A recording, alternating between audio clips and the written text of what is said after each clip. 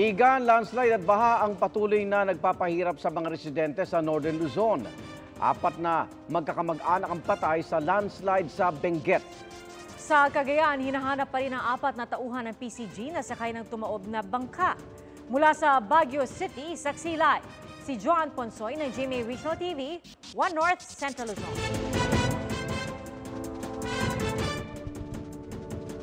Igan, Pia, patuloy nga itong sinasagawang assessment ng Office of the Civil Defense Cordillera sa mga danyos na naitatala ng pananalasa ng Bagyong Egay.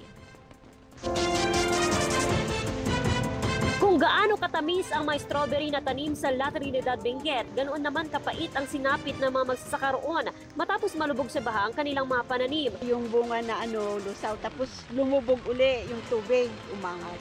Kumusta yung mga bunga? Lugi na wala na flood talaga. Ayon sa La Trinidad Local Government Unit, ilalapit sa Department of Agriculture ang mga apektadong magsasaka para mabigyan ng tulong. Bukod nga sa may strawberry, isa rin talaga sa pinakanasira dito sa farm itong mga tanim na lettuce. Itong mga lettuce na ito ay 3 weeks ago itinanim. 1 week na lamang inaantay bago nga ito i-harvest. Kaya naman puspusan na nga itong sinasagawa ng mga farmers para ma-survive itong kanilang mga produkto. Importante raw kasi na sana ay hindi malusaw itong mga dahon ng lettuce. Sa ngayon, 60% nang naibalik ang supply ng kuryente sa Baguio City at ilang bahagi ng Benguet.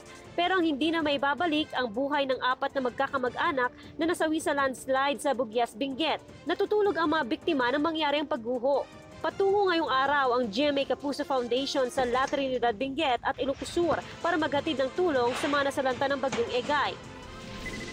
Sa Bulog, Cagayan, sa bubong na ng mga bahay, naghintay ng rescue ang ilang residente. Gusto namin magpatulong sa sir, kasi namin yung bahay namin dito, lubog lahat. Ayon sa PDRRMO, umapaw ang Abulog River dahil sa walang humpay na pag-ulan.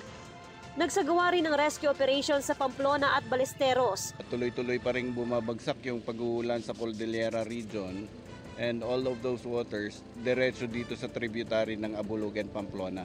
Pinaghahanap naman ngayon ang 4 na rescuer na sakay ng tumaob na bangka habang nagsasagawa ng kanilang rescue operation sa Cagayan River kahapon. Ang huling kita po sa kanila ay nakakapit po sila doon sa isang aluminum boat ng Coast Guard, pero pagkatapos po noon ay hindi na po sila nakita. Ongoing po yung ating search and rescue.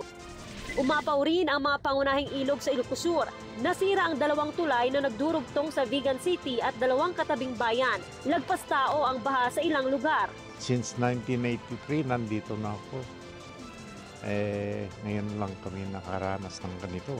Halos abot bubong naman ang baha sa ilang lugar sa Bantay. Wala nang nailikas, yung mga damit na lang. Hindi rin nakaligtas ang Old Banawang Bridge na nagdudugtong sa bayan ng Bantay at Santa Ilocos Sur. Buwis buhay ang rescue operation sa ilang bahagi ng Bantay at Santa Catalina.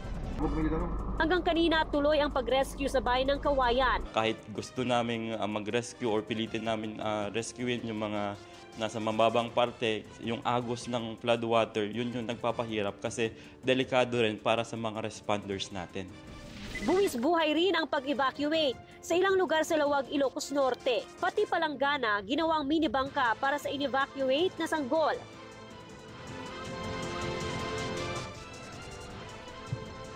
Patuloy rin itong monitoring nga sa insidente ng landslide dahil sa paglambot ng lupa dahil na rin sa sunod-sunod na pag-ulan. Kaya naman inaabisuhan ang mga residente na nakatira malapit doon nga sa bundok o paanan ng bundok at landslide prone areas na lumikas na kung kinakailangan at huwag nang antayin na lumala pa ang sitwasyon. At live mula rito sa Baguio City para sa GMA Regional TV 1 North Central Luzon at GMA Integrated News. Ako si Joan Ponsoy, ang inyong saksi.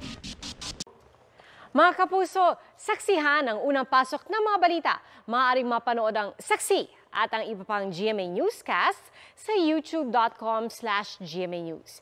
I-click lang ang subscribe button. At sa mga kapuso abroad, maaari po kaming masubaybayan sa GMA Pinoy TV at www.gmanews.tv.